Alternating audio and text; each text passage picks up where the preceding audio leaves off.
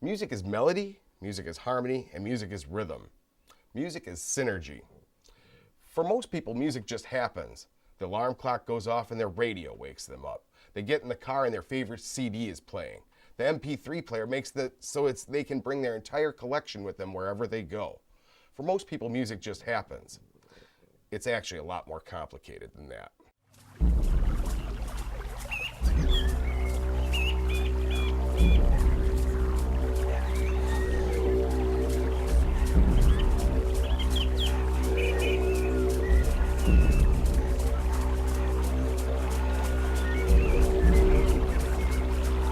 Technology has brought recording home for the average user doesn't necessarily mean that making an album is something just anybody can do. It takes a lot of work, it takes a lot of patience, and it takes a lot of help. I first started recording in about the middle 80s, just on cassette 4-track, recorders, just stuff around the house, bad microphones, not the greatest equipment all around, but it was fun. Recorded a lot of stuff on those, and over the years it's just built and a little better equipment over the years, little better material, and started branching off into recording other people too, helping them with with their projects, and that led me here. Now it's Heavy Nova time. In 1991, I formed this little band called Point Blank, and and I asked Brett, was one of my best friends at the time. I just asked him to start playing bass, and we started even though we didn't know how to play instruments, we just thought it was the cool and rock and roll thing to do. So by 1994, we were good enough to play gigs and things like that. We made a CD. Point Blank Moving Target was recorded at Bob and Peg's House of Rock. That's Brett's parents' basement, actually, over Easter weekend, one in 1994. Wow, a long time ago. And from there, that was a high school band. It dissolved like a high school band does, but Brett and I stayed together. Actually, Pat played with Point Blank once in 1995, one of the few shows that we did play together, and didn't know at the time, but our paths would cross again later.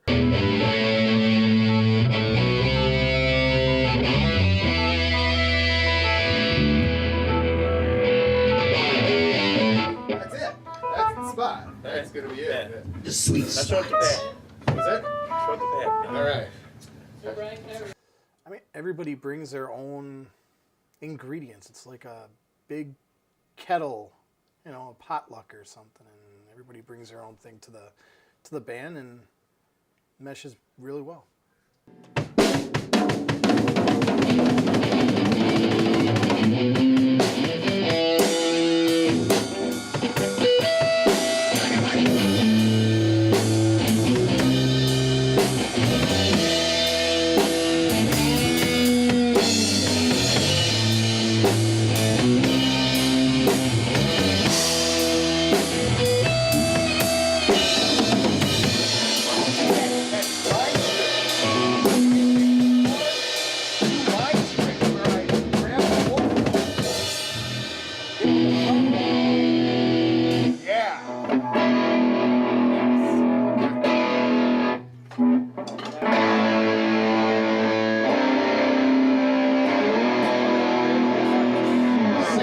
Second one, or when you want to thicken it up for something, grab that.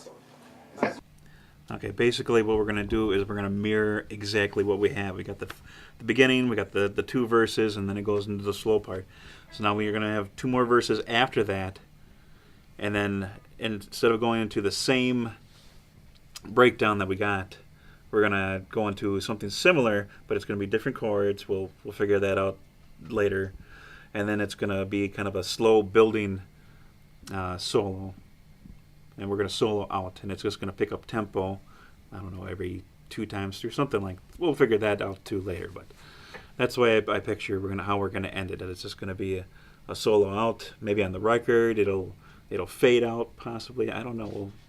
There's a lot of possibilities, but that's what I'm seeing. I'm with the program. I like that. That's kind of the Freebird jam thing. That'll be all right too. So, all right, I get it.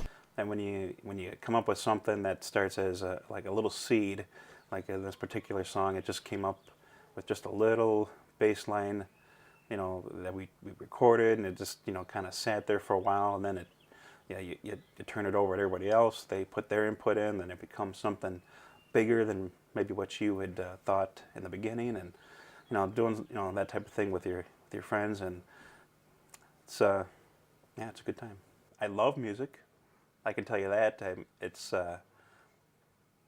as a little kid and as a teenager, was something that really meant a lot to me, and and so much that I wanted to learn how to do it. And now that I've learned how to do it, I just, it's not something that, when it takes hold, I don't know. And when people say they don't have a favorite band or they don't listen to much music, that seems crazy to me. I don't understand how can someone cannot. I'm fairly passionate about music, and when someone has that kind of a lackadaisical attitude about it, it just seems foreign to me. Mike, when Mike joined the band, it was like the greatest day of my life. He's the only drummer I really care to work with, even though there are others. Mike is just a multi-talented guy. He's the drummer.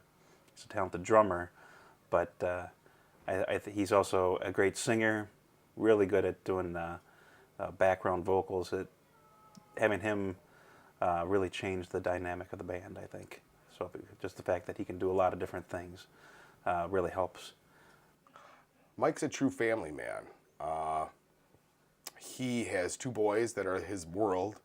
He has a wife that he loves very much, and he'll do anything for them. Outside of Heavy Nova, Mike's life is his family, so it's something I respect a great deal. Can you feel it coming? Winds of change are blowing cold. The engines keep on humming, while human lives are bought and sold. Enslaved.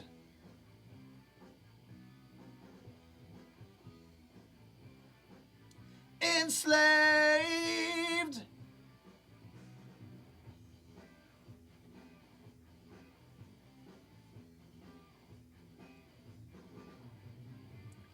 People keep on drowning, waiting for the tide to turn. Some want to change the world, and some just want to watch it burn. When you have a family, it's really hard to make that chunk of time available, because recording takes hours and hours. It's not like 4 people go into a studio and just start, laying tracks down, and all of a sudden 2 hours later, oh, you got a song done. I'd rather takes a lot die of time. on my feet than live my life on my knees.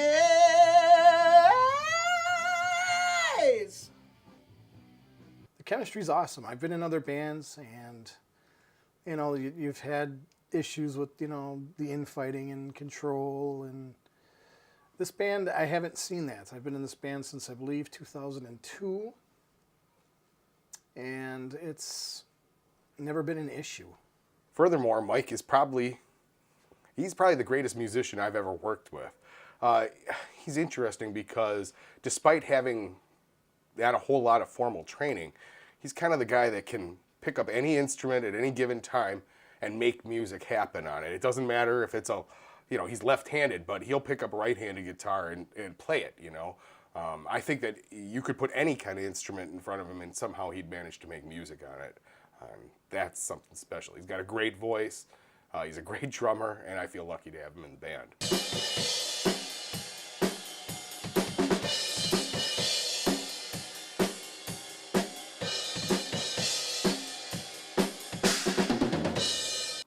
Brett's my best friend. I've known Brett for the longest out of any of the guys in the band.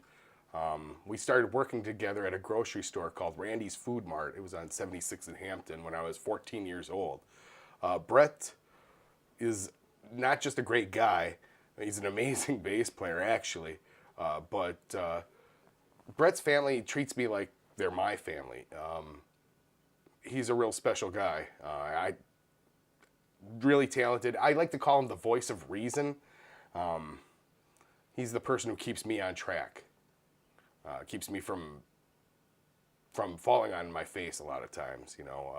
We all have ideas of what we should and shouldn't do, and Brett's a little bit more based in reality than I am sometimes.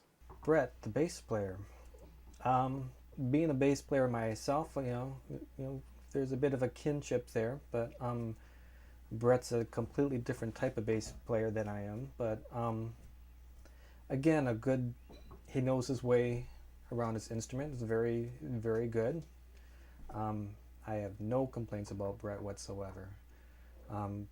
He always gives me more than what I expect out of him.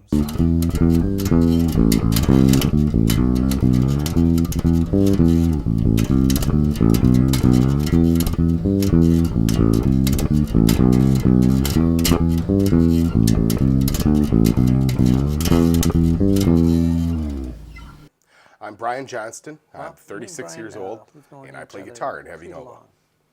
Not as long as Brett and Brian, but I've known him for over 20 years, at least, I'm sure. And a lot of common ground, a lot of the same likes, and his strengths are my weaknesses, and my strengths are his weaknesses, so we play off each other really well.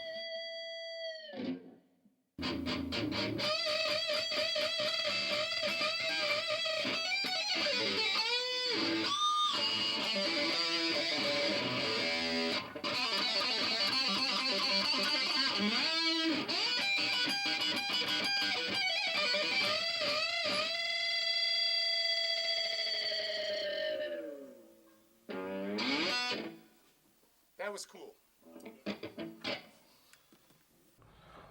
My concerns with this project are, first off, time. Usually records take us a long time for us to do. We've taken 6+ months at a time to make an album. So getting one song together in, 3 weeks? It's going to be a challenge. The second thing is just the facility. The house is just not designed to do what we're trying to ask it to do. It doesn't want to be a studio. It doesn't want to be a TV studio for sure. It just wants to be a home. Pat's about the nicest guy in the world. Pat's got 3 kids that really mean a lot to him. He's a dedicated father, and he's one of the most generous people I've ever met in my entire life. He's also intensely creative, and not as structured as I am. So he kind of brings something interesting to the table in the band, like quirkiness and ideas that are outside of the box. He doesn't think the same way that I do, and so because of that, he's a real good counterpoint to what I bring to the band. I'm like, a little bit more traditional in most stuff. He's, more eclectic, more willing to take chances, more of a he's less encumbered by knowledge and more into just making art. Pat is kind of a, I don't want to say loose cannon, but he's a little bit more of a free-form type of guy. Not as Brian is real rigid and book smart. He's taken lessons. Pat hasn't, and it's kind of a very yin and yang type of quality between those two. Well, I've been working with Pat ever since I started playing because he made me, being brothers. But over the years we've been in many different types of bands, and I was usually called when there was no other guy to play bass. I guess we're kind of scarce. Uncle Dan's an interesting guy. Uncle Dan's Pat's brother, and he's a true minimalist. The thing about Dan is that he'll make the most out of the least. He doesn't have the most expensive equipment. He doesn't have a lot of the stuff that a big studio would have, but he's got a lot of heart. And when he makes music, he takes it seriously. He brings a lot of himself to his artwork, and I think that's something that I really appreciate about him. Feel lucky to have Dan around. How can I forget Uncle Dan? Oh my God. He's my musical partner. No ifs, ands, or buts. Plain and simple. The first CD that we recorded together with Heavy Nova was very much a learning experience because I was using equipment that I hadn't used before, and pretty much no one else. We all had limited prior recording experiences. It was a learning process for all of us. Overall we got a good product out, and it was enjoyable. Everybody put in their best efforts, and that always makes it easier. Heavy Nova's been around for about 16 years, and I think the reason that we stay together is because we're genuine friends. Brett and I, Pat and I, Mike and I, we'd all hang out and we'd go to concerts, and I would spend time with these guys by choice. I would choose to spend my free time with them, and when you have that plus chemistry that we're, four guys kind of who like the same kind of music, making the same kind of sounds together, chemistry like that's hard to find. And so when you find three other guys that you can work with that make you happy, that don't drive you crazy, I guess that's impetus enough for keeping it together, or giving guys the benefit of the doubt or an extra break when they need it. I think without Brian, we wouldn't get half of the stuff that we do. But he's also a little frustrating. Because he knows exactly what he wants, and he's not afraid to speak up when he's not getting what he wants. So two-edged sword with Brian, but always rewarding the work with Brian. Great player,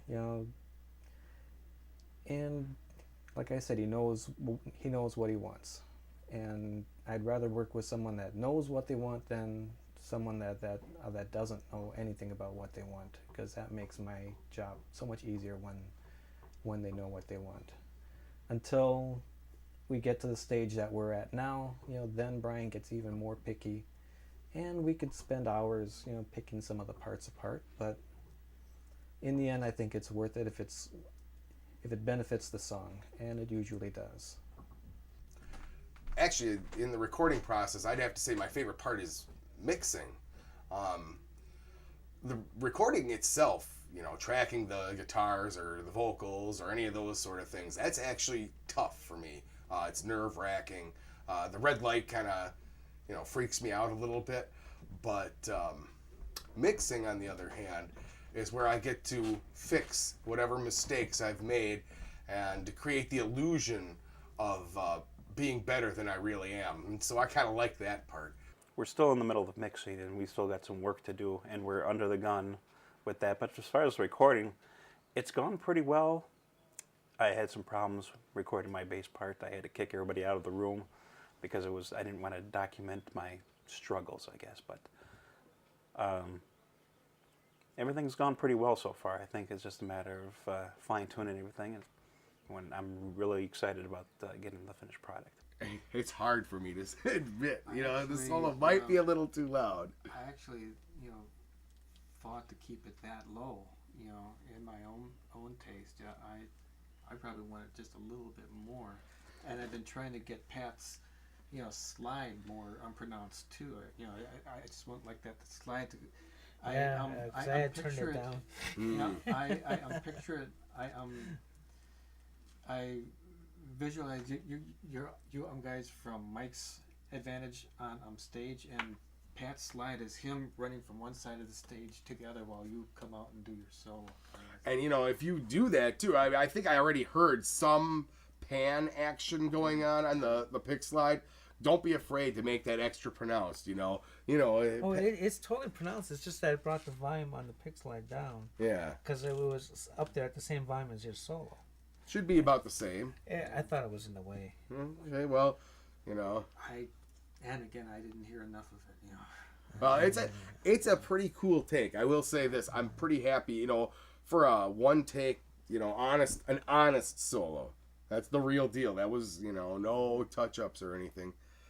I'm pretty happy with it. When we made the last album, Miles, about 3 months into the project, things were moving along well. We were tracking through songs. Things were going down just the way we wanted. Sounds were coming out the way I liked. I felt emboldened. So much so that in about January, I decided to book our CD release party for June. This despite the fact that we didn't have product in hand, we didn't have finished songs, that we didn't have...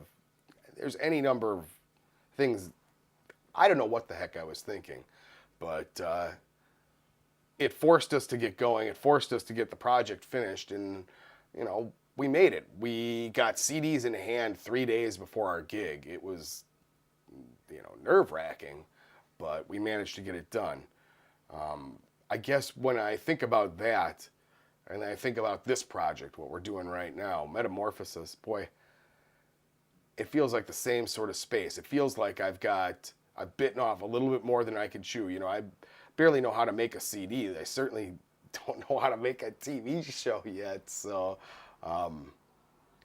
it's kind of a bold undertaking, and I'm a little nervous about it. The best thing about being in a band is playing live. I love playing shows. I love interacting with an audience.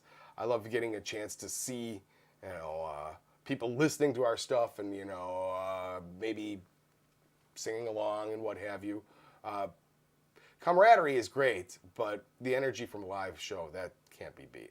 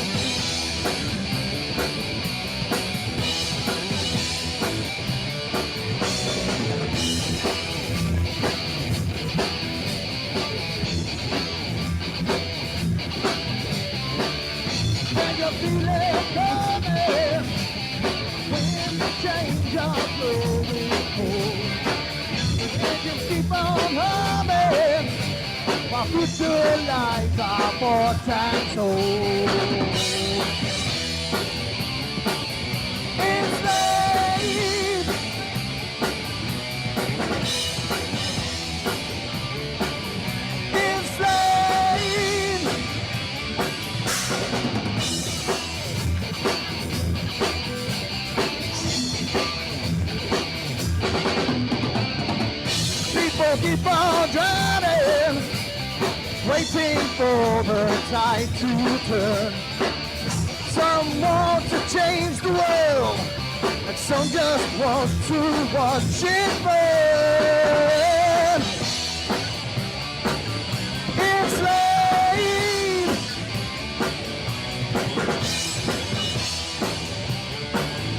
It's late.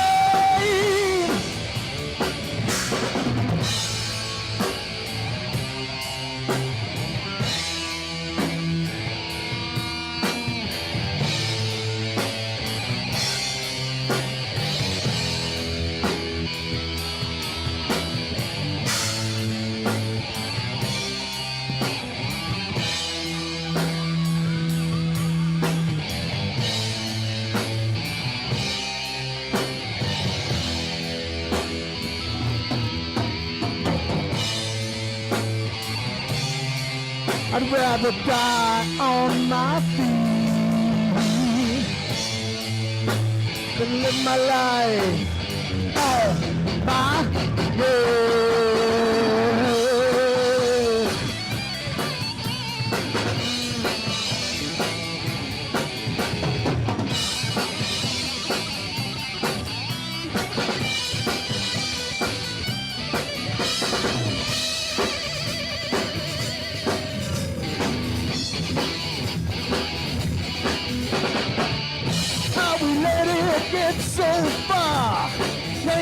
price and sell your soul.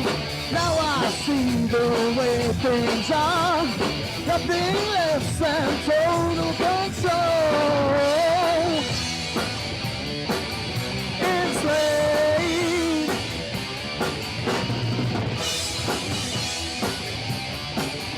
Enslaved.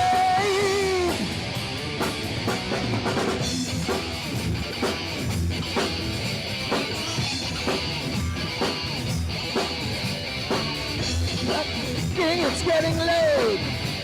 The time has come to make a stand. The future is not set in stone. The fight for freedom is now at hand. Enslaved.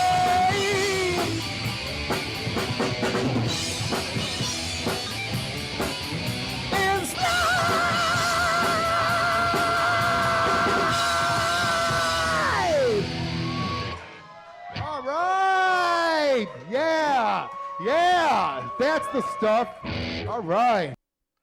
I'd be remiss if I didn't mention 3 people that have helped Heavy Nova in ways that I can't even begin to express. I'm talking about Russ Gitter, Lori Mockbeichel, and Trevor Pod. The 3 of these people have done all kinds of great things, ranging from promo and roadie to full-on running audio, running lights, and running our website. The band wouldn't be the same without these people, and I thank them.